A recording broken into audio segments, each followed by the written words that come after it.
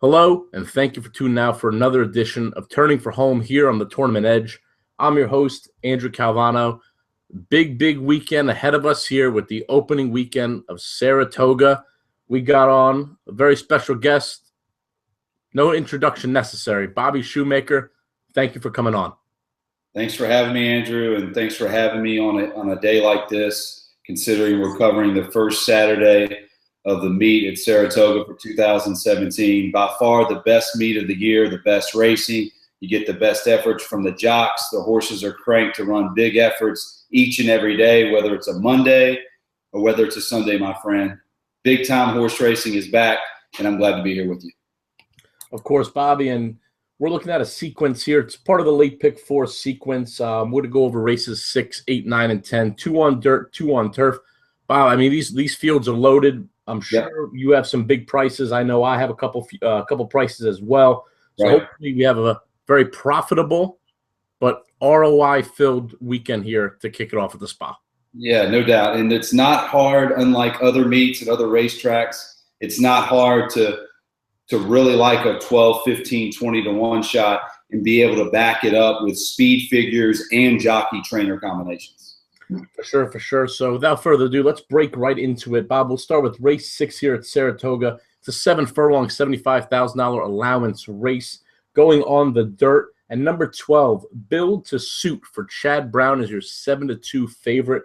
Bobby, what'd you make of the favorite here?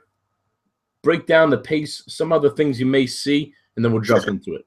I get why Build to Suit's the favorite based off the fact that it's Irad and Chad and there's no layoff. For me personally, though, Andrew, I want nothing to do with this type of jockey with a horse that I believe is going to have to come from off of it. You know, Irad is known to be lazy out of the gate to begin with, and you're looking at a horse that's cutting back to the 7-furlong distance, and he gets the 12 hole at Saratoga, which if this horse doesn't break well and he's sent aggressively from the bell, I think he might have some trouble getting to the lead early. So from a morning line standpoint, and because I'm not a big fan of the jock, I'm just going to pass on this horse at 7-2. I think there's a plethora of speed in here. I think the 1 and the 3 are absolutely going to go. I think you can make a case that Heavy Metal, the 7 horse, may be another horse that wants to go as well. And I think the 11 horse with Paco Lopez, who's aggressive from the gate, the 11 may go as well, just depending on the break. But nonetheless, whether I'm right about all those horses going to the lead or not, I think there's a plethora of speed to the inside of them. And I think the 12 horse will want to do its best running on or near the lead. And I'm just not too sure how close this 12 is going to be on the lead after the first quarter mile. 7-2, Irad, horse not getting the type of trip I think he wants. I'm just going to play against. And I agree with you, Bob. This one's definitely going to be up against it today. And like you mentioned, that 12 post at Saratoga is so difficult to overcome, especially when sprinting, going the 7 panels. So, Bob, who'd you land on here in race 6? 2 horses stuck out to me. I think the horse to beat and your most likely winner is the 9 horse, Born for a Storm, Chad Brown, Javier Castellano. I understand this horse is coming off of a 273-day layoff, which is why I think the horse is 6-1. But you look at Chad's numbers with horses like this off the layoff, it's almost unfair. He gets the best jockey on the grounds to get aboard. And, Andrew, if you throw out the October 22nd race, which was going a mile on the slot, this horse ran 3 consecutive races that, in my opinion, beat this field today. He's working out nicely. I like the space works. I think he's the horse to beat. The difference is I don't think he'll be 6-1. I don't think he'll be anywhere near 6-1. Chad Brown and Javier Castellano are going to get bet on reputation alone, and I think this horse will be half of what his price is. And therefore, I think from a live tournament play standpoint, another horse you need to consider if the 9 does get bet, and that's the 13 Gucci factor. I understand we talked about the outside draws being a problem, but I don't think this horse necessarily needs the lead to succeed. I think the horse went to the lead last time out because he was much the best. And, Andrew, I don't know if you got a chance to see the race. I don't know if you've looked at any replays.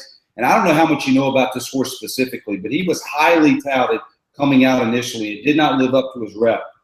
That race, 293 days off the layoff, albeit against maidens, was one of the best dirt performances that I have seen the entire Belmont meet. He gets a 1:22 time form U.S. speed figure. He was never asked by Joel. He won by 16 lengths, a superb effort. So my question to you is, are we going to see a bounce, or are we going to see a horse that's going to struggle facing winners for the first time, especially at a place like Saratoga? But before you answer that question, if this horse is 5 to 7 to 1 and the 9's bet like I think there's tremendous value on the 13. And I agree with you as well, Bob. I actually singled this one in my pick 5 that day off that layoff, and I really didn't want to. Never would I ever single a horse off that type of layoff, especially with Clement, who doesn't really click too well off the anywhere between 7 to 12 range layoff. But they were high on this one in the morning, and obviously they were right about him. So I guess the word was true. This one went on to win by 16, and I think you made a good point. This one saw the race, saw the competitors, took advantage of it, and went wire to wire and toyed with the group. But if you look in past races, this one doesn't necessarily need to be on the lead, and I think that's going to be a big benefit to this one today. So hopefully this one can rate off that layoff. I think at, like you mentioned, 5 to 7 to 1, you are getting good value on Gucci Factor. Obviously, the thing that concerns me, if he does want to go to the lead, then that post concerns me, especially with a lot of speed to his inside. That's a problem. So, I guess with Rosario, we're going to have to, cross our fingers and see what he does. But I do think this horse is very talented and a horse to look out for the remainder of the Saratoga meet. Now, Bob, to go back into your horse here, number 9, Born for a Storm. I thought this was the much better of the 2 Chad Brown horses, who does great off these types of layoffs. I had the same thing throughout the race in the slot the last time out. Didn't want it. Whatever. He was 3 to 5. But if you look back at earlier races, he broke his maiden here at Saratoga, and he done so in great fashion, winning by 3 1/4 lengths, and beat some very good horses like Benevolence for Zilla Racing Stables and Diversify, who were both going to go on to stakes competition. So I'm with you on Born for a Storm. However, I do think that one will get bet. But I think if you can catch that one anywhere near 6 to 1, it is a must use, whether in tournaments, and a must include in the horizontals. I believe we're in a pick 6 to start this race off. So you're going to have to include, for the people that want to play a big ticket, for the pick 6 here on opening Saturday. Going into my top selection here, Bob, I'm going to land on a horse that came out of the same race as Built to Suit, and that's number 4, Fleet Irish, for George Weaver and Manny Franco. Look back at this one's 2 starts back here, 7 furlongs at Belmont Park, over the slop. This one was wide. You didn't want to be on that part of the track. You wanted to be near the inside. This one had some kick late, but just could never run down. Too Hot to Even Speak, who was a tremendous horse for the slop, and that race came off the turf. Last time out, lost a Giant Expectations, who ran okay yesterday, finishing 2nd at Del Mar opening day. I think this one's going to be inside. I think Manny Franco can keep him covered for a little bit, not hang him too wide. The speed is going to be in front of him. That will set up perfect for him, and hopefully he has enough to make one run late. George Weaver has been saving a bunch of his horses for Saratoga, and he came back with a couple winners to end the Belmont meet. So hopefully the barn picks up where they left off here. I expect an overlay on this one, to be honest. I think you can get this one near 6 to 1. So I'm going to use Fleet Irish as well, cutting back to that 7 furlong distance. I think he's really going to appreciate it. But a horse I want to mention who's going to be a big, big price and should not be overlooked in my opinion is the horse right to the inside of him. That's number 3, H-Man, 20 to 1 for Jose Ortiz and Jeremiah Englehart. This is a jail move here. Jeremiah did this last week on Saturday. He won big at a big number. I believe the horse was 9 to 1, the 6th horse in the 4th race. A jail move for Englehart. He doesn't do them too often, but when he does, he clicks at a big, big rate. And not to mention, he's just good off the claim. So I think H-Man, with that speed, has some back class that can fit him in here. Now, I'm not saying he's a lone speed going to run on and win this race to wire. He's definitely going to have some competition up front, but I think he's faster than the 1. The only horse that scares me if he wants to go out is the 7 horse for Belmont, and if the 13 wants to go out. I'm not saying H-Man can win this race, but I think he'd be a good key in the trifectas, especially to get a price there, Bob. The 3 is someone that I wrote down as a long shot, and I guess my advice to players that play 2 tickets in tournaments like myself, if the 9 gets bet to where I think he's going to be bet, in 3-1, 5-2 off of that long of a layoff, especially with only win place being what the majority of the tournaments are now, I think maybe you can take a shot and throw the 9 out and add this 3 horse to one of your tickets, because you can overcome the 9 winning at 5-2 or 3-1. It's going to be very difficult to overcome a horse that's going to absolutely be double-digit odds. And just to back up your point, it's an absolute jail move. Englehart's one of the best on the NYRA circuit, if not the best at doing this. And Jose Ortiz, the second best jockey in New York, sees fit to climb aboard. And his best asset and what makes him so good is he is aggressive from the gate. And if all things work out, this horse may be on the lead by himself. And whether he is or not, speed at any racetrack, especially one like Saratoga, makes him a very dangerous racehorse. He shouldn't be 20-1 based off the connections. And if the 9 is bet, I think you should play the 3 on one of your tickets. For sure, for sure. Like you mentioned, Bob, this one's anywhere near 20-1. I'm gonna play across the board on this one. I really think you can get this one involved, especially in some exotics. So, Bob, give us your top pick one more time for race 6. As of now, and in all my lockdowns, I'm going to play the 9, because how can you not at 6-1? But I've got a feeling he's going to be bet, but you don't know that for sure. So I'm going to play the 9, and then in my live games, it's going to be between the 9 and 13 for me, depending on how the race gets bet. And you best believe on one of my tickets, I'm also going to play the 3. For sure. And I'm on number 4, Fleet Irish. And like I mentioned, and Bobby agrees here, number 3, H-Man at a price I will definitely be using. So that's race 6 at Saratoga. We're going to move on here to race 8. Bobby, it's an optional claiming $62,000 going 1 mile on the turf. Your favorite, another Chad Brown horse, shocker. Volatility Index, number 1, 5-2 with Javier Castellano. Bob, once again, what do you make of this favorite, and how does the race shape up to you? As far as what I make of this favorite, I think this horse is an absolute bet against. I think he's up against it from a pace standpoint. If you look at the inner turf historically, it really significantly favors horses on the front end. Now, I don't know, Andrew, maybe that's a coincidence, or maybe it's got a lot to do with the fact of what we preached on the show forever, is that jockeys on horses, the turf, going long, have a tendency to get lazy and not respect horses on or near the lead. And we've seen a lot worse horses that win races that aren't in a race like this today that win. And there are 2 horses that I think are very dangerous on the front end today, and one of which would be my top selection. So I'm not playing the 1 at all. I think the horse was not that impressive on June 3rd, but look, 3rd off the layoff for Chad Brown, Javier. I'm not saying this horse can't win the race. He's the favorite for a reason, but I'm going to play against. As far as the pace is concerned, Andrew, I'm going to get right into it. As far as my top selection is concerned, he could be lone speed, and that's the 11 at 20-1 morning line. 2nd off the layoff, throw the dirt race out. Brian Lynch saw fit to get this horse a race under his belt. Jose Ortiz was aboard that day on the dirt. The horse never wanted the dirt. Lynch knew that. And if you watch Jose, he never tried. It was nothing more than a paid workout. This horse was meant for this race, and I think he might have a chance to be lone speed. And I know this, if Julian does right by this horse, he's got a big shot to take him a long way. And if you look at a lot of the horses in this race, Andrew, the 1 included, how about the 2, Pinjade, the 5, Prize to Perfection coming off the layoff and switching from Chad Brown to Grand Motion, which I think is a significant downgrade.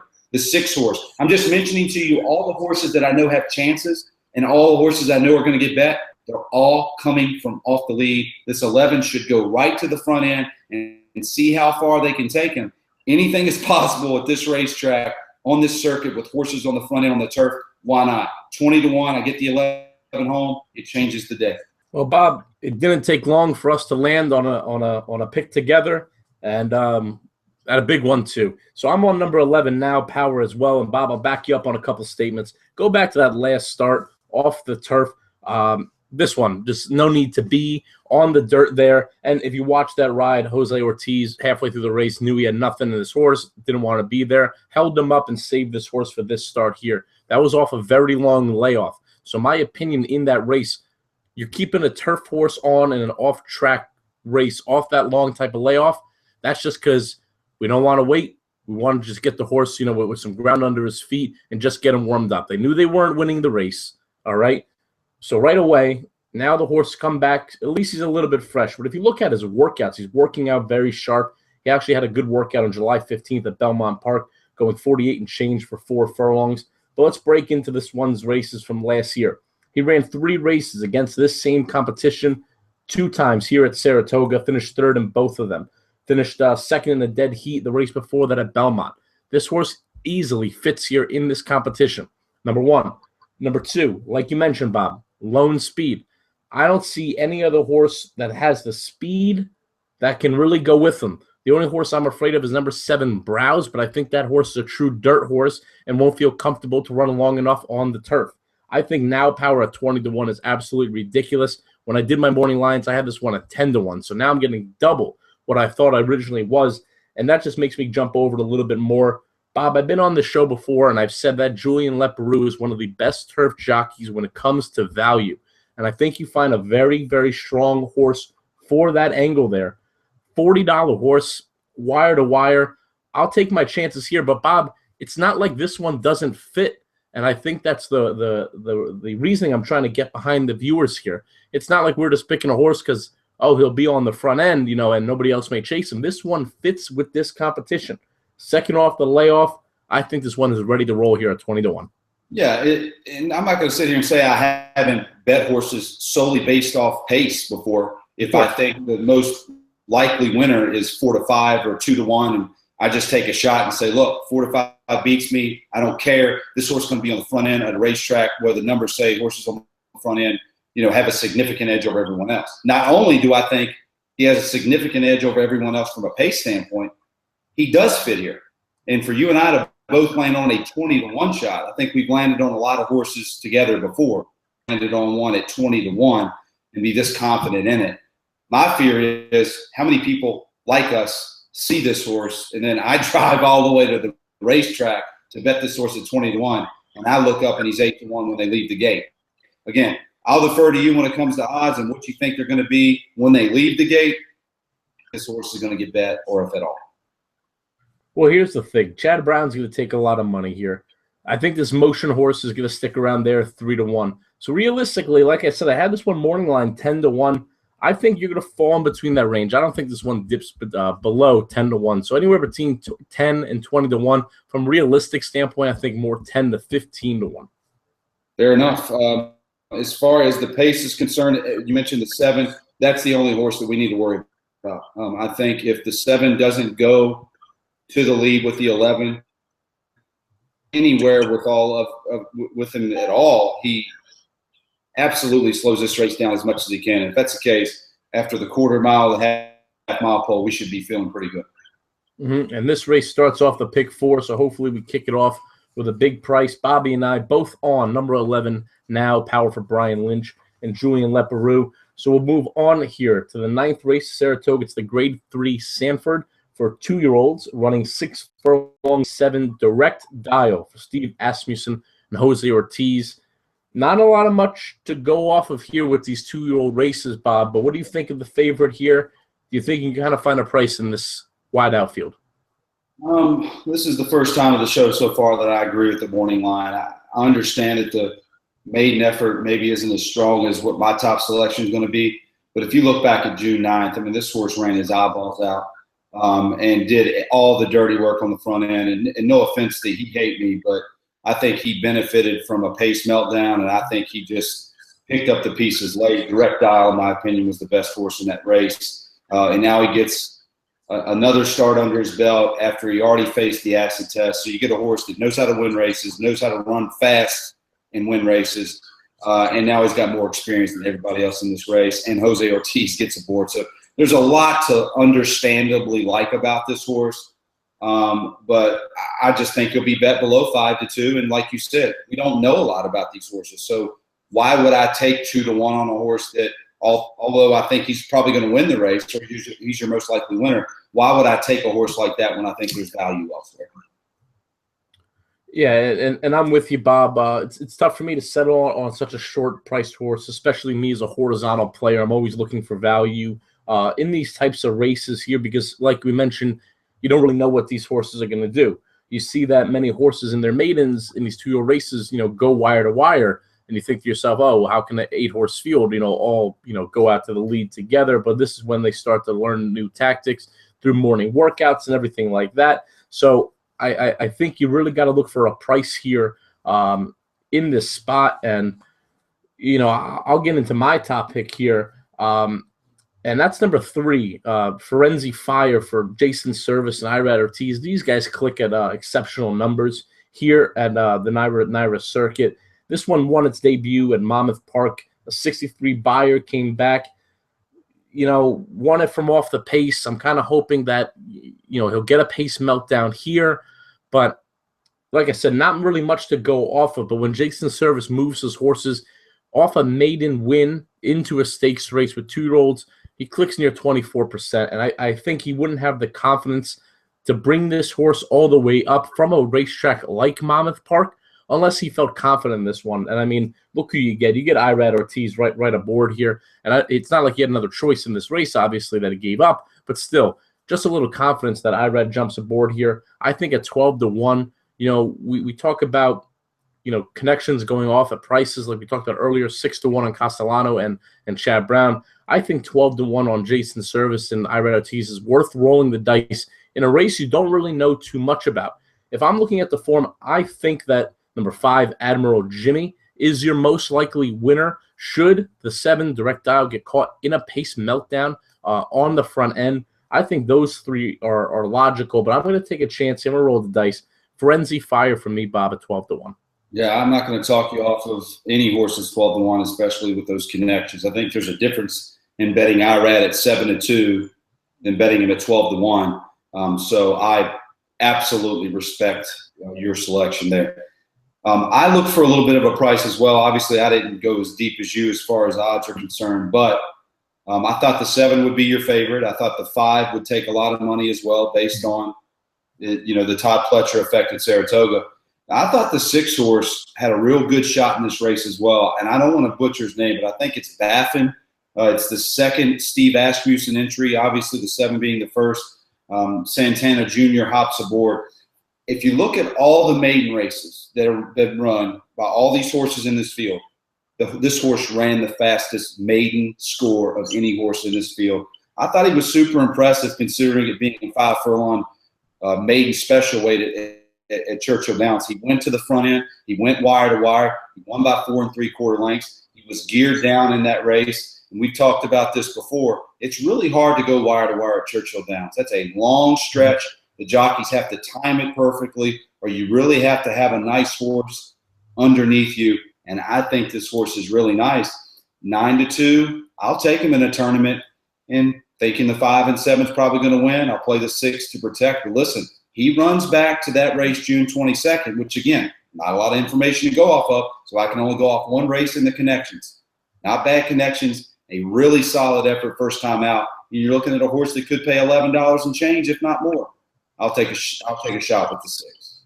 And like you mentioned, Bob, those Churchill Downs races with the longest stretch in the country, it's so difficult for horses to go wire to wire. And not like this horse struggled at all. This one drew off in that stretch run. I think that's ultra impressive. A 68 buyer speed figure last time out. That actually is 2 points less than what your favorite ran in the Tremont last time out. Obviously, different competition. Right. But yeah. Right. The 7 had run a race already. So you're saying that it took the 7 2 races to run a faster number, according to Andy, than it took this horse his first time out. I think, again, that's very respectable. Exactly. And, you're getting nearly double the odds here, going from 5-2 to 9-2. I think Direct Dial goes off 9-5. And I think this Todd Pletcher horse, the 5, I think the 5 takes more money than the 2, obviously coming out of stakes competition. I think this 5 goes anywhere near 5-2, maybe even 2-1 here. I know he's going to take a lot of money. And I really liked Admiral Jimmy, but I couldn't play him at the price I knew he's going to be here. But getting back to Baffin, I think you get an overlay here. I think you can easily get 6-1. I think at NYRA tracks, a lot of people tend to forget about the other horse when the trainer enters 2, and you see this a lot with Todd Pletcher and Chad Brown here, just because they're always the guys who enter 2 or more in the same race here. And even in tomorrow's opener card, Friday's opener card, in that 2-year-old stakes race. I like the other Asmussen horse, than the favorite Asmussen horse a little bit better. So I think there's value in going to this other horse. I think this horse can definitely improve, stretching out from 5 furlongs to 6 furlongs. Pedigree suggests he'll get it, and this Justin Phillips sire has been a great freshman sire, and hopefully he has a winner here for you, Bob, at a price of 9-2. So Bob is on the 6 horse, Baffin, at 9-2.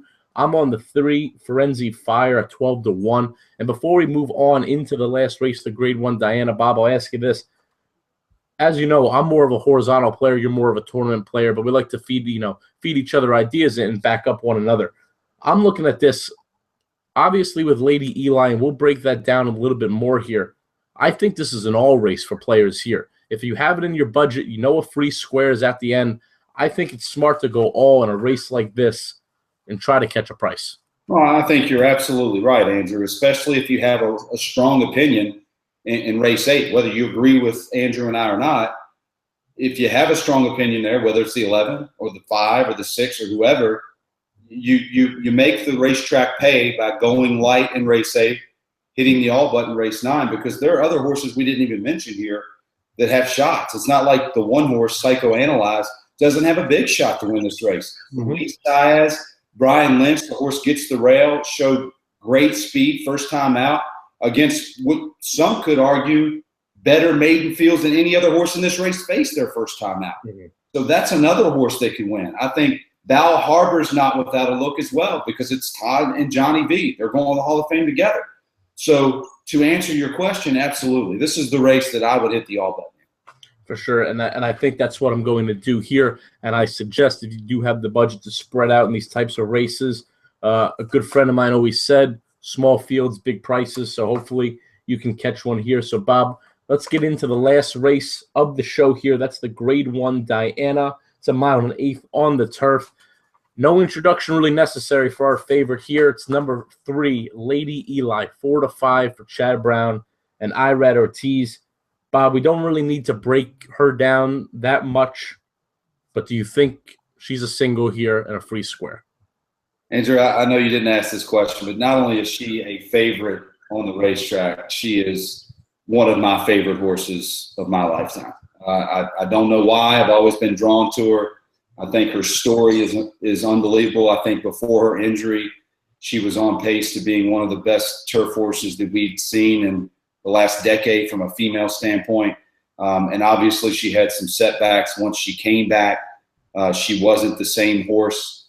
But my goodness, that race we saw run at Santa Anita was something that I never thought we would see from her again. And from a figure standpoint, it was the fastest race she's ever run. And Chad said, I believe, before the race or maybe just after, that she's officially back. So if that's the case, she's going to win this race by pole, and I will sit back and enjoy every single moment of it.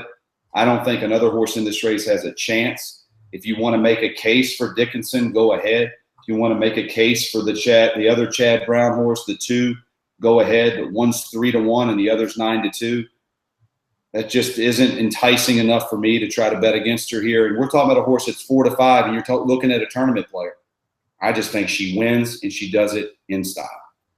And full agreement with you, Bob. And it's funny, I talked to you off air.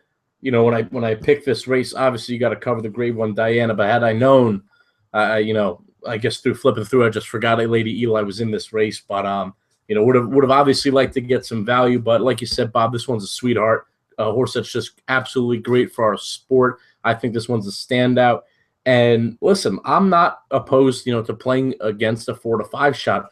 But in this field, Bob, I'm surprised this one isn't 2-5 morning line. I don't think there's really anybody, maybe even the other Chad Brown horse that has a shot here. And I'm not really too sold on that one getting that pace, because I know she'll be farther back than Lady Eli. So I'm looking at this race. This could be a free square race for me to close out the pick 4. And I think everybody is I'd say 75% of the pool is also going to have the same opinion as me when it comes to being alive here. But Bob, if we're looking at this race, if some people want to, hit a ice cold exacta here, what horse maybe do you try to get some value on Lady Eli? Maybe bring her up to 3-1 and try to catch underneath.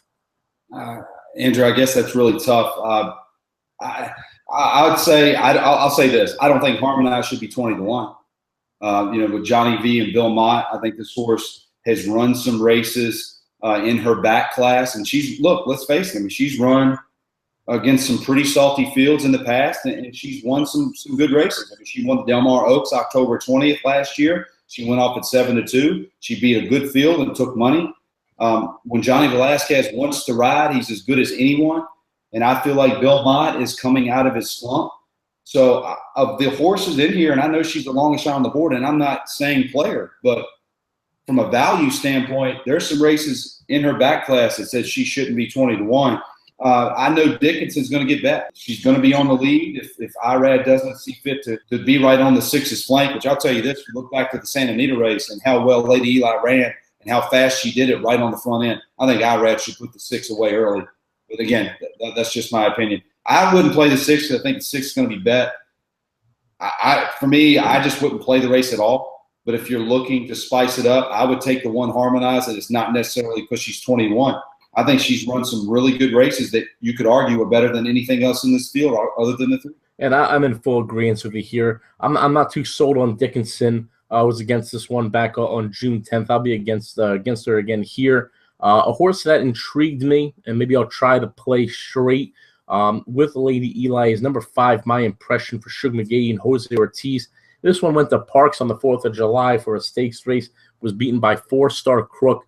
I believe that horse has won 7 in a row for Chad Brown, and hopefully that horse comes to Saratoga very soon. But I think this one has been holding some good back class as well. But the main thing, I think this one is the main speed of the race. I think this one's quicker than Dickinson. Last couple races, Paco really hasn't had Dickinson on the front end. So I think when it comes down to it, Lady Eli has 1 horse to catch. That's going to be My Impression. And hopefully it comes in 3-5. And hopefully we spice up the exact and maybe try to get 3-1 or 4-1 on Lady Eli. But other than that, this is going to be, like you mentioned, Bob, a sit-back race for me.